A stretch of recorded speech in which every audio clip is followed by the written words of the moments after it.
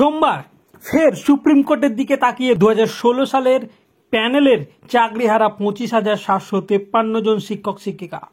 তো সেই মামলার লাইভ আপডেট আপনাদের সামনে তুলে ধরেছি। আজকে এই কেসটি কোর্ট নম্বর 1-এ প্রধান বিচারপতির যে বেঞ্চ, সেই বেঞ্চের 30 নম্বর সিরিয়ালে কিন্তু লিস্টেড রয়েছে। 12টা 13-তে কোর্ট নম্বর 1-এ 15 নম্বর মামলা চলছিল। তারপরে 12টা 27-এ আবারও একটি তথ্য আপনাদের সামনে তুলে ধরেছি। দেখতে পাচ্ছেন কোর্ট নম্বর 1-এ 26 নম্বর মামলা চলছে। অর্থাৎ এই মামলার গতিপথ দেখে বোঝা যাচ্ছে এই মামলার শুনানি কিন্তু আজ লাঞ্চের আগেই শুরু হবে। এবং এই মামলার সবথেকে গুরুত্বপূর্ণ একটি খবর যেটা সূত্র মারফত জানা যাচ্ছে, আপাতত কেবল এসএসসি পরিসংখ্যান পেশ করতে চলেছে। সংখ্যাতত্ত্ব দিয়ে যোগ্য অযোগ্যদের ফারাক বোঝাবে এসএসসি। পরে সুপ্রিম কোর্ট যদি চায় তাহলে তালিকা পেশ করা হবে।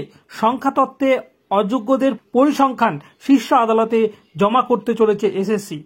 এসএসসি চেয়ারম্যান সিদ্ধার্থ মজুমদার বলেন, সুপ্রিম কোর্টকে আশ্বস্ত করে বলবো, যোগ্য অযোগ্যদের বিভাজন করা সম্ভব। যাদের বিরুদ্ধে কোনো অভিযোগ নেই সেই পরিসংখ্যান সুপ্রিম কোর্টে দেবে। এছাড়াও সূত্রের খবর যেটা পাওয়া যাচ্ছে, এবার সেই পরিসংখ্যান সংখ্যাতত্ত্ব আকারে এসএসসি সুপ্রিম কোর্টে পেশ করবে। তো সেই তথ্য আদৌ কি আজ কমিশন তালিকা পেশ করবে না সংখ্যাতত্ত্ব দিয়ে বোঝাবে, সেই সমস্ত আপডেট এবং মামলার শুনানিতে কি তথ্য উঠে আসছে সেই সমস্ত ডিটেলস আপডেট জানার জন্য অবশ্যই চোখ রাখুন এই চ্যানেলটিতে।